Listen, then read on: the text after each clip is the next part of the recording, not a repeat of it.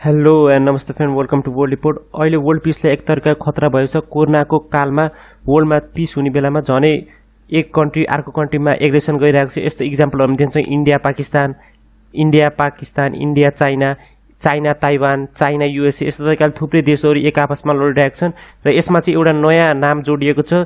एउटा कन्ट्रीको नाम रहेको छ अर्मेनिया र Azerbaijan.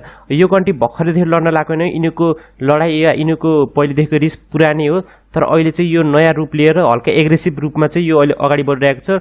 Armenia versus Azerbaijan on Nagorno Karabakh region. Nagorno यो भिडियोमा हामीले पुरै डिस्कस गर्नेछौँ यो के कुरामा डिस्प्युट भएको छ र हिस्ट्री देखेर अहिले प्रेजेन्ट सिचुएसनमा कुन कन्ट्री कसको साथमा छ यो पुरै भिडियो डिस्कस गर्नेवाला छौँ। यो च्यानल मन परेमा यो भिडियो मन पर्ने यो च्यानल सब्स्क्राइब गर्नु होला र यो भिडियो जो सँगै सेयर गर्नु होला। यो दुईटामा एउटा कुरा हल्लामा बताइदिन्छौँ। अर्मेनिया भनेको एउटा मेजोरिटी क्रिस्चियन कन्ट्री हो र अजरबैजान भनेको मेजोरिटी एउटा मुस्लिम मेजोरिटी कन्ट्री हो र कुनै पनि कन्ट्रीको वार सकिन सक्छ या खत्तम हुन सक्छ, तर चाहिँ कुनै पनि रिलिजन वार चाहिँ कहिले पनि खत्तम हुँदैन। जब त मान्छे हुन्छन् तब त रिलिजन वार जहिले पनि चलिरहेन। यस्तो कुरामा चाहिँ अलि इक्जाम्पल दिन सक्नुहुन्छ इन्डिया र Pakistan. India Hindu majority country, Pakistan Muslim majority country. दुईटै मान्छेहरू एउटै प्रकारको, दुईटैको खाना एउटै, रहन सहन एउटै, ल धेरै कुराहरू कल्चर सब सेम छ, तर के छ रिलिजन फरक छ। त्यसले गर्दा दुईटै एउटा पुरा होल कन्ट्री पहिला एउटा थियो ब्रिटिस इस्ट इन्डियाको पालामा, दुईटा अहिले रिलिजनको बेसिसमा दुईटा कन्ट्री बनाइयो र दुईटा कन्ट्री आपसमा अझै तक लडिरहेको छ। दुईटै मान्छे एक आपसमा लड्ने र एक आपसले मार्ने चाहिँ एक तिनको दुईटाको मिसन रहेको छ। यस तरिकाको रिलिजनमा कहिले वार भने के हुन्छ भने कहिले पनि इन्ड हुनेवाला छैन। यो रिलिजियस वार जहिले पनि चलिरहनेवाला छ र यसमा नि अर्मेनिया र अजरबैजान नि एउटा नयाँ जोडिएको छन् रिलिजन वारमा। अब यसको सुरुमा हिस्ट्री गर्दाखेरि यिनी दुईटै एउटा पार्ट रहेको छन् सोभियत युनियनको। अब वर्ल्डको सन्दा पहिला चाहिँ 90s 80sतिर वर्ल्डमा दुईटा सुपर पावर हुने गर्थे, एउटा युएसए र एउटा सोभियत युनियन। अब सोभियत युनियन त्यही जमानामा नि विश्वको सबभन्दा ठुलो देश थियो। अहिले सोभियत युनियन टुटेपछि नि रसिया जो त्यसको राइट सक्सेसर हो, रसिया पनि अहिले विश्वको नम्बर 1 हल्ले भन्न सक्नुहुन्छ लार्जेस्ट कन्ट्री। र यसमा चाहिँ यहाँ कुनामा देख्न सक्नुहुन्छ, यसमा चाहिँ एउटा दुईटा तिनीको रिपब्लिक रहेको थियो अर्मेनिया र अजरबैजान। रसियामा थुप्रै कन्ट्रीहरू मिलेर चाहिँ सोभियत युनियन बनेको थियो, जस्तै काजाक्सहरू, तुर्मेनहरू, उजेबहरू, युक्रेनियनहरू। अहिले चाहिँ यो सब टुट्दाखेरि थुप्रै देशहरू बने र त्यो थुप्रै देशहरू बन्दा नि एउटा देशहरू कुन रहेको थियो अर्मेनिया र अजरबैजान। यिनी दुईटाको बोर्डर डिस्प्युट पुरानै डिस्प्युट जब त सोभियत युनियन थियो त्यतिखेर दिएको डिस्प्युट हो, तर त्यतिखेर केही गर्न मिल्थेन किनकि दुईटै कन्ट्री एउटै रिपब्लिकमा गनिन्थ्यो र एउटै कन्ट्रीमा दुईटैको सोल्जर हुँदाखेरि के हुन्थ्यो नि त्यस्तो धेरै एग्रेसिभ रूपमा चाहिँ कहिले नि डिस्प्युट भएको थिएन। तर जब सोभियत युनियनको 1991 डिसेम्बर 1991मा चाहिँ सोभियत युनियन टुट्यो, त्यतिखेर के भने अर्मेनिया र अजरबैजान नै रिपब्लिक या तिनीहरू डेमोक्रेसी भयो। एउटा कुरा हल्ला मैले इन्ट्रेस्टिङ कुरा बताएँ, विश्वमा जहाँ पनि लडाइँ भएको छ, जहाँ पनि बोर्डर डिस्प्युट भएको छ, त्यसमा चाहिँ मेन हात भनेको युरोपियनकै रहेको छ। सपोज अलि इन्डियामा देख्न सक्नुहुन्छ इन्डियाको पाकिस्तानसँग बोर्डर डिस्प्युट, बङ्गलादेशसँग, नेपालसँग अनि चाइनासँग। यो सब कसरी भयो त? यो सब कसरी भयो? ब्रिटिस इस्ट इन्डिया कम्पनीले सब भनेपछि युरोपियनहरू जुन देशमा गए सबै ठाउँमा चाहिँ कोलोनाइजेसनले गर्दाखेरि सबै ठाउँमा डिस्प्युट भएको छ। जस्तै इन्डोनेसिया र पप्पा न्युगिनीको डिस्प्युट भइरहेको छ।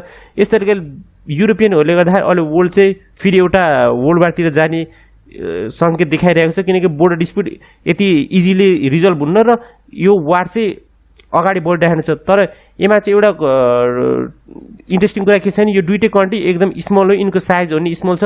अब यहाँ तिमी देख्न सक्नुहुन्छ त्यसले गर्दा चाहिँ वर्ल्डमा चाहिँ त्यति डर हुँदैन किनकि दुईटै कन्ट्रीसँग न्युक्लियर पावर छैन। तर यिनले गर्दाखेरि एउटा क्रिप्ले इफेक्ट हुनसक्छ, बटरफ्लाई इफेक्ट जस्तै यिनीहरू कन्ट्रीको सपोर्टमा अरू आएर लड्न लाग्यो, त्यसले गर्दा चाहिँ डेन्जर बढ्न सक्छ। अब यसमा चाहिँ देख्न सक्नुहुन्छ एउटा देश हो अर्मेनिया एउटा ल्यान्डलक कन्ट्री हो र अजरबैजान नि क्यास्पियन सीसँग त कनेक्टेड छ, तर यो चाहिँ इन्टरनेसनल सी होइन। अब होला म यहाँ म्यापमा देखाउँछु। अब यो वर्ल्डको म्याप देख्न सक्नुहुन्छ, यो हाम्रो प्यारो देश नेपाल र हामी यसको यता नर्थतिर आसिया देख्न सक्नुहुन्छ। यो अजरबैजान यो अर्मेनिया सीसँग त देखेको छ, तर यो सी चाहिँ यतिमा मात्रै सीमित छ। यो सी इन्टरनेसनल, यो ठुलो ओसेन छ नि, ओसेनसँग कनेक्टेड छैन।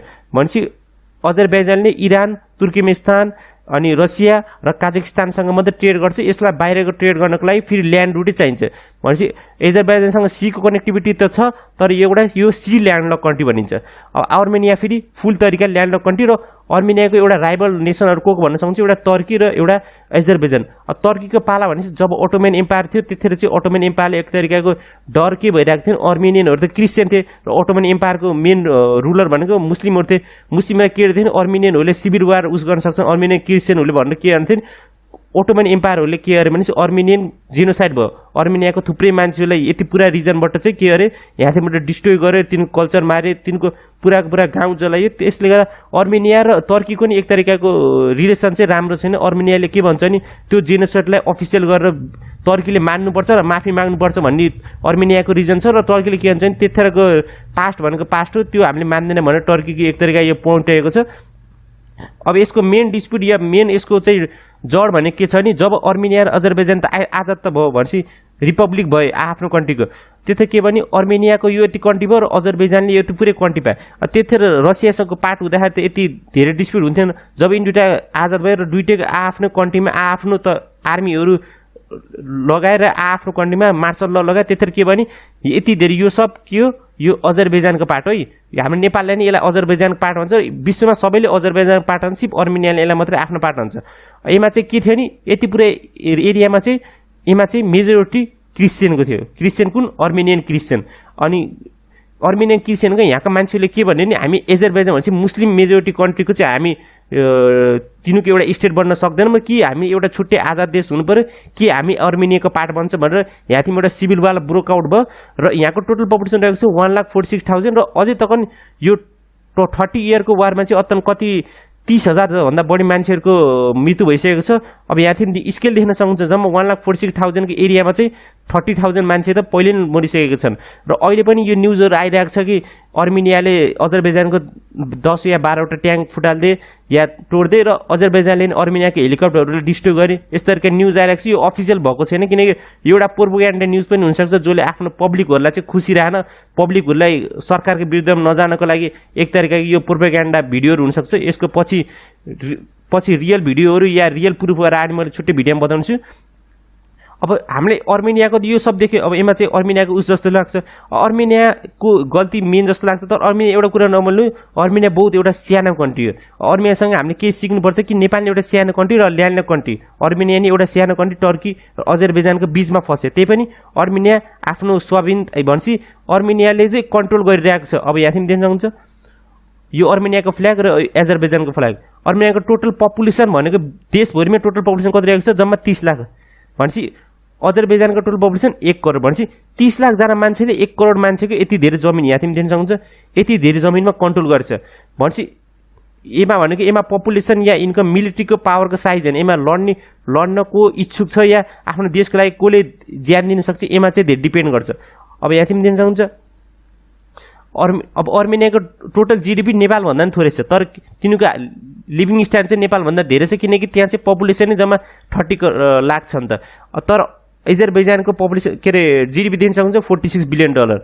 ल्यान्डमा एजरबैजानको चाहिँ अर्मेनियाको 29,000, यो नागरो काराबाखको चाहिँ यो ल्यान्ड गनेको नै, तर यसमा चाहिँ नागर्नो क्याराबाखको चाहिँ ल्यान्ड चाहिँ इन्क्लुडेड छ। यसमा चाहिँ ल्यान्ड एरिया कति रहेको छ 86,600 किलोमिटर र डिफेन्स बजेट दुइटैको दिन सक्नुहुन्छ 451 मिलियन अर्मेनियाको र 1.7 बिलियन एजरबैजानको। यति सब हुँदाहुँदै नि अर्मेनियाले के गर्छ नि एजरबैजानमा एक तरिकाको रुल गरेको छ। अब यो त हिस्टोरिकली या हल्ले इन्टरनेसनल लको अनुसारले के भन्न सक्नुहुन्छ नि, यो पुरा यो देख्नुभयो नि यो ग्रे कलरको यो चाहिँ कसको पार्ट हो, एजरबैजानको। तर यसलाई कन्ट्रोल या त्यहाँ गभर्नेन्स कसको छ, अर्मेनियाको। भनेपछि यति सानो कन्ट्री या 30 लाखको पपुलेसन, ल्यान्ड एरिया नि थोरै, मिलिट्री बजेट नि थोरै, अनि जिडिपी नि थोरै, त्यही पनि कन्ट्रोल कसरी गरेको छ। यसमा चाहिँ अर्मेनियाको एउटा सिक्रेट के रहेको छ, त्यहाँ पपुलेसनलाई के भन्छ नि, हामी धेरै वरिपरिबाट के छ नि मुस्लिम मेजोरिटी कन्ट्रीहरूबाट घिरेको छ। अब यहाँ तिमी देख्नुहुन्छ यहाँ इरान, इराक, सिरिया, टर्की, एजरबैजान, अब धेरै मुस्लिम मेजोरिटी कन्ट्रीहरूबाट घिरेको छ। र हामीले आफै सेल्फ डिफेन्स हुन सकेन भने के हुन्छ नि, मुस्लिम मेजोरिटी कन्ट्रीले हाम्रो देशलाई कब्जा गरेर हाम्रो क्रिस्चियन रुटहरूलाई फ्याँक्दिन् भन्ने त्यहाँ चाहिँ एउटा एक तरिकाले त्यहाँ सानैबाट बच्चाहरूले दिमागमा त्यहाँ रुटेड गरिएको छ। र तिनले आफ्नो देशको लागि मार्न या मोर्नको लागि प्रेरित गर्ने त्यो सानैदेखिको ट्रेनिङ चल्छ र यसको तिनले फाइदा नै उठाइरहेका छन्। अब त्यसले गर्दा चाहिँ अब यहाँ तिमी देख्न सक्नुहुन्छ अब यसमा चाहिँ कुन कन्ट्री चाहिँ कसको सपोर्टमा छ है त। यो वर्ल्डमा चाहिँ यो त लडाइँ त भइरहेछ, यो अझै फुल स्केल वार चाहिँ भएको छैन, हल्का हल्का तिमीले आफ्नो मिलिट्री क्याम्पहरूलाई इनिमीको मिलिट्री क्याम्पहरूलाई चाहिँ टार्गेट गरिरहेका छन्। तर यो फुल स्केल वार हुँदाखेरि कुन कन्ट्री चाहिँ कसको सपोर्टमा हुनेवाला छ भने यहाँ हल्का झलकु देखिरहेको छ। अब यसमा चाहिँ एजरबाइजानको सपोर्टमा चाहिँ डेफिनेटली टर्की आउनेवाला छ, किनकि टर्की एउटा मुस्लिम मेजोरिटी कन्ट्री र सरप्राइजिङली अब एउटा कन्ट्री हामीले आउनेवाला छ जो सार्कको मेम्बर हो, जो र हाम्रो एरियामा पर्छन् भने चाहिँ सार्क के अरे साउथ एसियामा पर्छ, त्यो कन्ट्रीको नाम हो पाकिस्तान। अब हल्ला इन्ट्रेस्टिङ फ्याक्ट के बताउँछु भनेपछि अब यहाँ तिमी देख्न सक्नुहुन्छ, अब यो त पाकिस्तान हो, पाकिस्तान र नेपालको रिलेसन नि राम्रै छ। अब त्यही भएर हामीले यो सार्कको कन्ट्रीको के रिलेसन छ त्यो पनि हामीले बुझौँ। अब पाकिस्तानले अर्मेनियालाई एउटा देशै मान्दैन, किनकि पाकिस्तानले के भन्छ नि हाम्रो साथी देश भनेपछि टर्की र अजरबैजानसँग जसको ल्यान्ड डिस्प्युट छ हामीले त्यसलाई देश मान्दैन। तर सरप्राइजिङ फ्याक्ट के छ भने एजरबाइजान र टर्कीले चाहिँ के गर्छन् भने अर्मेनियाले एउटा देश मान्छन् या स्टेट मान्छन्, जबकि पाकिस्तान यति टाढा छ त्यही पनि पाकिस्तानले के गर्छ अर्मेनियाले एउटा देश मान्दैन। त्यही भएर यिनी तीनटा कन्ट्रीले हल्ले एउटा फ्रेन्डसिप लिएर तीनटा कन्ट्री मिलिरहेको भन्न सक्नुहुन्छ। यसमा चाहिँ अब अर्मेनियाको सपोर्टमा चाहिँ को छ त? अब अर्मेनियाको सपोर्टमा चाहिँ अब एउटा मेन कन्ट्री भनेको को रहेको छ? रसिया अर्मेनिया आजाद या दिनु रिपब्लिक हुने बित्तिकै रसिया जहिले पनि अर्मेनियाको सपोर्ट छ। अर्मेनियालाई मिलिट्री वेपनहरू हतियारहरू रसियाले प्रोभाइड गर्छ। अहिले यो लिस्टमा चाहिँ इन्डिया नि आएको छ र इन्डियाले नि अहिले अर्मेनियालाई धेरै मिलिट्रीहरू दिएको छ, किनकि इन्डिया र टर्कीको रिलेसन हल्का अहिले नराम्रो हुँदा इन्डियाले के रहेको छ नि अर्मेनियाको तर्फबाट चाहिँ टर्कीमा दबाब पार्नको लागि अर्मेनियालाई मिलिट्री वेपनहरू दिएको छ। र युएसए चाहिँ अहिले यो कन्डिसनमा चाहिँ मोडरेट छ र दुईटै कन्ट्रीहरूलाई चाहिँ डिप्लोमेटिक लेभलमा चाहिँ यसलाई सल्भ गर्न चाहिँ युएसएले चाहिँ प्रेरित गरिरहेको छ। अब when world need peace in कोभिड-19, अब यो कोभिड-19 पेन्डेमिक, अब वर्ल्डमा अहिले पिस चाहिने। अब यस्तो पिक्चरहरू देख्न सक्नुहुन्छ, यस्तो देखेपछि अब यो एउटा ट्याङ्कलाई बमले उडाइदियो, अब यहाँको फ्यामिली मेम्बरहरू कस्तो हुन्छ र जुन कन्ट्रीको पनि यो ट्याङ्क उडाएको त्यो कन्ट्रीको पपुलेसनमा एक तरिकाको नफरतको भावना जागिरहेको हुन्छ र त्यो कहीँ न कहीँ गर्दा आर्मी मार्फत या तिनीहरूको पपुलेसन या तिनीहरूको पोलिटिकल पार्टीले यसका फाइदा उठाएर के गर्छ भने अर्को कन्ट्रीमा चाहिँ वार चाहिँ उस गर्छन्, एग्रेसन गर्छन् र त्यसले गर्दा चाहिँ वर्ल्ड पिस चाहिँ अहिले डेन्जरमा छ। र यसमा चाहिँ मेन फाइदा हुनेवालाको न अर्मेनियाको हुन्छ न एजरबाइजानको। मेन फाइदा कसको हुन्छ? जसले वेपन चाहिँ सेल गरिरहेको छ। सपोज टर्कीको फाइदा हुनेवाला छ, टर्की पाकिस्तानले चाहिँ अजरबाइजानलाई मिलिट्री वेपन सेल गरिरहेका छन्। अनि अर्कोतिर फेरि इन्डिया र रसियाको पनि फाइदा भइरहेको छ, जुनले चाहिँ अर्मेनियालाई वेपन सेल गरिरहेका छन्।